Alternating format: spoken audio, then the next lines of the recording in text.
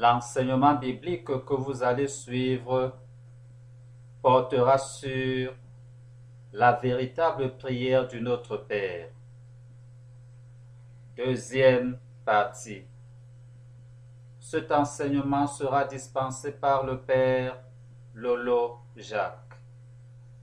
Retrouvez-nous aussi sur nos plateformes Foi et Vérité, à savoir le site internet, la page Facebook, la chaîne YouTube et la web radio.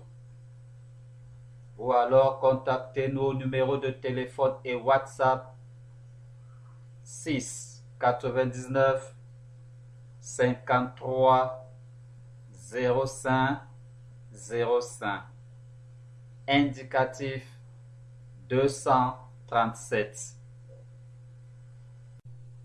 Le but de l'abomination de la non-conformité. Lisons ce qui est écrit dans Matthieu chapitre 23, verset 15. Malheur à vous, scribes et pharisiens hypocrites, parce que vous courez la mer et la terre pour faire un prosélyte. Et quand il l'est devenu, vous en faites un fils de la géhenne 2 fois plus que vous. Comme Jésus le révèle ici, certaines personnes iront de très loin, au prix de beaucoup de souffrances et de risques, pour annoncer l'Évangile. Mais ces personnes-là le feront avec un plan satanique secret qui est de conduire les hommes en enfer une fois que ces derniers auraient accepté le message de Jésus et Jésus comme leur unique maître et sauveur. Un prosélyte est un nouveau converti. Ces faux prédicateurs profitent de la confiance que leur accordent les jeunes convertis pour les conduire dans la suite, non plus sur la voie du salut, mais plutôt en enfer, comme Jésus le dit dans ce verset. Ces personnes vouées à Satan ne se servent de l'Évangile que comme moyen de pouvoir remplir leur mission secrète, qui est de persécuter les hommes et de perdre les âmes. La non-conformité à Dieu est un mensonge du diable, qui a pour but de faire vivre certains chrétiens dans une présomption de la foi, alors qu'ils sont abominables devant Dieu. Ce qui donne donc à Satan la légalité d'avoir accès à eux pour les faire vivre dans le péché, de prendre autorité sur eux, de les persécuter de toute manière et de les condamner pour l'enfer, alors que ces derniers croient, durs comme fer, qu'ils sont dans la foi véritable. Les non-conformités sont des doctrines de démons qui visent à nous éloigner de Dieu en nous faisant croire que nous sommes en présence de Dieu et que nous lui sommes agréables, alors qu'en réalité, nous rejetons Dieu. C'est ce qui explique en grande partie le non-exaucement de nos prières et la stérilité de nos vies, malgré nos grandes religiosités qui malheureusement sont parfois abominables devant Dieu. Si vous voulez en savoir plus sur ce sujet, veuillez vous référer à mes enseignements. Celui dont le titre est « Pourquoi les doctrines de démons ou fausses doctrines dans certaines églises chrétiennes ». Passons maintenant aux non-conformités de certaines versions populaires de la prière du Notre Père. La prière du Notre Père la plus grandement enseignée et couramment utilisée dans la piété populaire de certains groupes chrétiens est la suivante.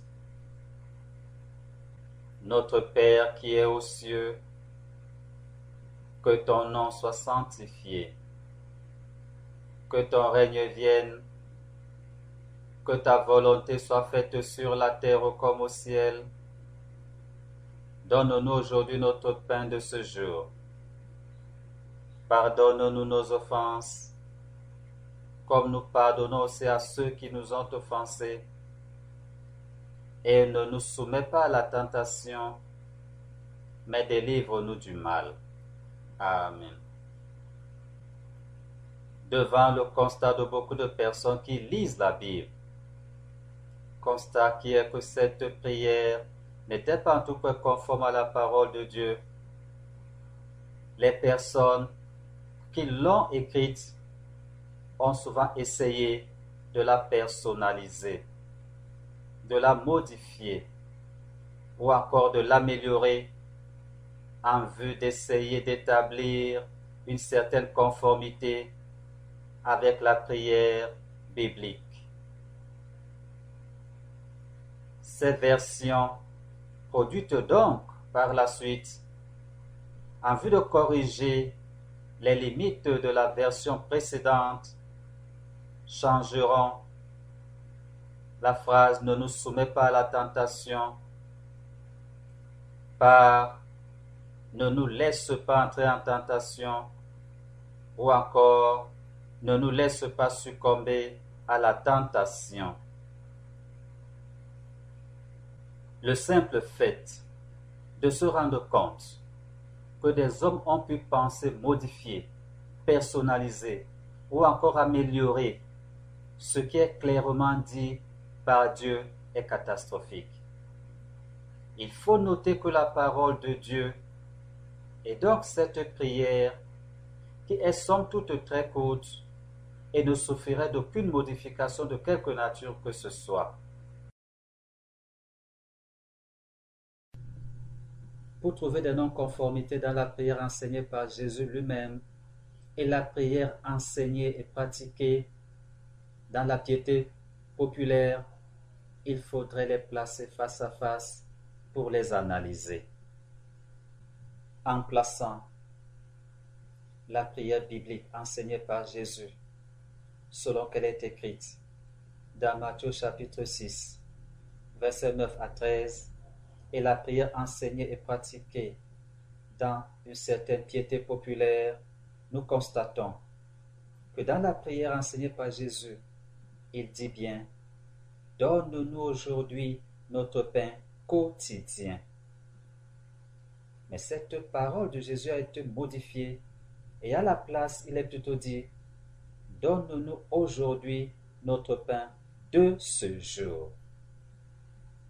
Et lorsque nous continuons, nous nous rendons compte que Jésus a dit « Ne nous induis pas en tentation ». Mais dans la piété populaire, il est plutôt dit « Et ne nous soumets pas à la tentation ». En prolongeant, nous continuons en regardant et nous constatons que Jésus dit « Mais délivre-nous du malin ». Alors que la piété populaire va dire « Mais délivre-nous du mal ». Et à la fin de la prière, nous constatons que Jésus dit « Car c'est à toi qu'appartiennent dans tous les siècles le règne, la puissance et la gloire ». Mais que dans la piété populaire, toute cette partie a été retranchée. La prière du Notre Père, enseignée par Jésus lui-même, n'est pourtant pas longue. Elle n'est pas du tout difficile à apprendre. Elle ne présente absolument aucune difficulté à être redite. Elle est aisément à la portée de tout le monde. Une question se pose donc. Pourquoi la falsification de la prière biblique du Notre Père? D'où vient-il alors le besoin d'écrire une nouvelle prière qui donne l'illusion de la prière biblique d'origine alors que c'est un faux? D'où vient-il encore le besoin de corriger la prière biblique du Notre Père, d'en changer des mots pour les remplacer par d'autres qui n'ont absolument pas le même sens, d'en supprimer certaines parties pour la rendre incomplète? La réponse est objectivement que rien ne peut expliquer ces actions. Mais en y regardant de plus près, à l'aide de la parole de Dieu, on se rend bien compte de la raison qui a modifié toutes ces actions. Nous nous sommes posé la question de savoir pourquoi toutes ces modifications. Une des raisons est de faire des croyants qui écouteraient ces mensonges des enfants de la géhenne et non des enfants du paradis. Lisons ce qui est écrit dans Matthieu chapitre 23, verset 15. Malheur à vous, scribes et pharisiens, hypocrites, parce que vous courez la mer et la terre pour faire un prosélyte. Et quand il l'est devenu, vous en faites un fils de la géhenne 2 fois plus que vous. Une autre raison est de faire des chrétiens qui écouteraient leurs mensonges des enfants du diable et non de Dieu. Selon qu'il est écrit dans Jean au chapitre 8, verset 44. Vous avez pour père le diable, et vous voulez accomplir les désirs de votre père. Il a été meurtrier dès le commencement, et il ne se tient pas dans la vérité, parce qu'il n'y a pas de vérité en lui. Lorsqu'il profère le mensonge, il parle de son propre fond, car il est menteur et le père du mensonge.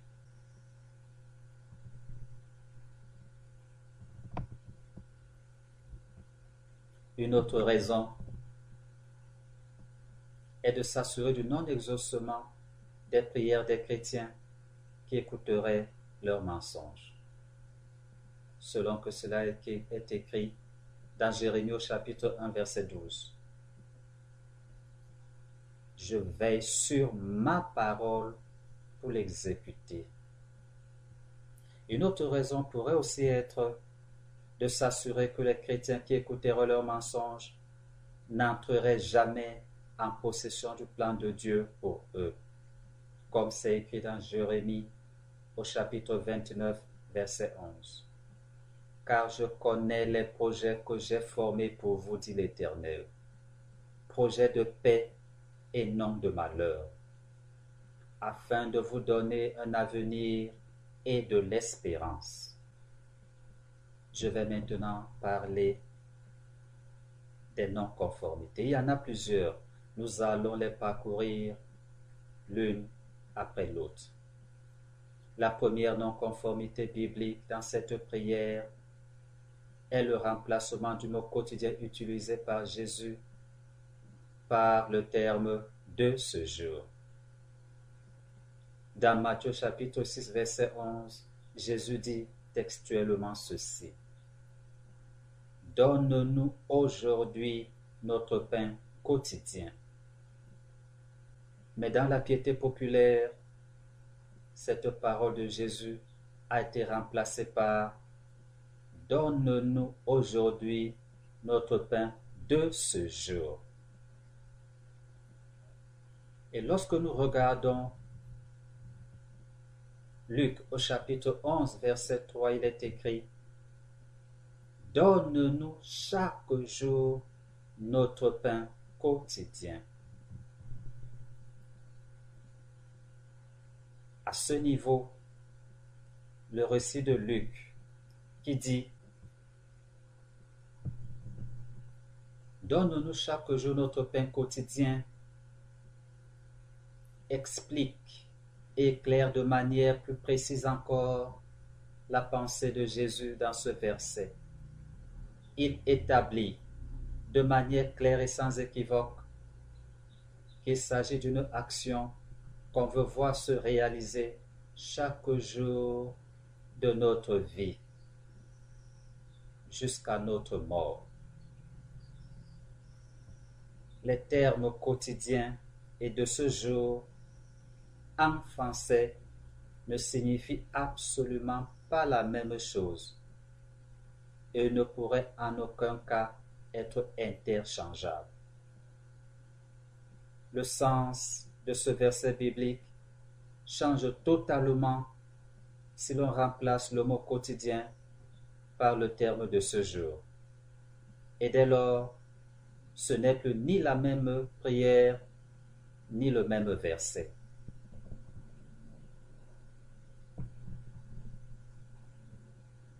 Nous allons donc nous poser une question.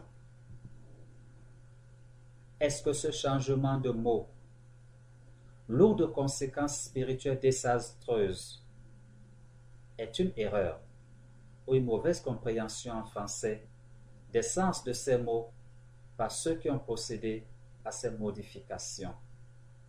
La réponse est bien évidemment non, car cela a été fait bien intentionnellement. Ceux qui l'ont fait savaient très bien ce qu'ils faisaient et les objectifs poursuivis en le faisant. Des personnes qui ne se trompaient pas, mais poursuivaient un plan bien monté, se croient très sages, au point d'imposer leur propre prière aux autres en lieu et place de la prière révélée par Jésus. Mais la parole de Dieu dit, à juste titre contre eux, se vantant d'être sages, ils sont devenus fous. Romains chapitre 1, verset 22. Ils introduisent non seulement un changement de terme, mais aussi de sens, contraire à celui voulu par Dieu. Expliquer la parole de Dieu est une chose, et la modifier en est une autre. Il est très normal que ceux qui ont reçu la grâce de comprendre le message spirituel de Dieu dans sa parole l'expliquent aux autres. Car la parole de Dieu est un langage spirituel pour les choses spirituelles, selon qu'il est écrit. 1 Corinthiens chapitre 2, verset 13. Et nous en parlons, non avec des discours qu'enseigne la sagesse humaine, mais avec ceux qu'enseigne l'Esprit, employant un langage spirituel pour les choses spirituelles. Il n'est permis à personne de corriger ou de réécrire la parole de Dieu révélée pour qu'elle corresponde à une certaine interprétation voulue. Ce qui est écrit, et personne n'a le droit d'y apporter la moindre modification. Et Jésus dit, à juste titre, contre ceux qui se livrent à de telles activités. Apocalypse, chapitre 22, versets 18 à 19. Je le déclare, à quiconque entend les paroles de la prophétie de ce livre, si quelqu'un y ajoute quelque chose, Dieu le frappera des fléaux décrits dans ce livre. Et si quelqu'un retranche quelque chose des paroles du livre de cette prophétie, Dieu retranchera sa part de l'arbre de la vie et de la vie de sainte décrit dans ce livre. Même si un mot ou une phrase peut avoir plusieurs sens, suivant le contexte ou les circonstances, ces sens ne servent qu'à expliquer le mot et non à le remplacer pour ne lui donner que ce seul sens, car une autre personne, dans un contexte différent, pourrait très bien lui donner un autre sens parfois très différent. Il faudrait donc rester très humble lorsque nous interprétons ou expliquons la Bible pour reconnaître que, quelle que soit notre soi-disant connaissance de la parole de Dieu, cette connaissance est toujours très limitée et ne saurait être la vérité absolue à imposer aux autres comme étant la seule possible. Mais il nous faut plutôt aider chacun à entrer dans une relation profonde avec Dieu pour que le véritable enseignant qui est le Saint-Esprit lui-même enseigne à chacun suivant sa propre relation avec lui.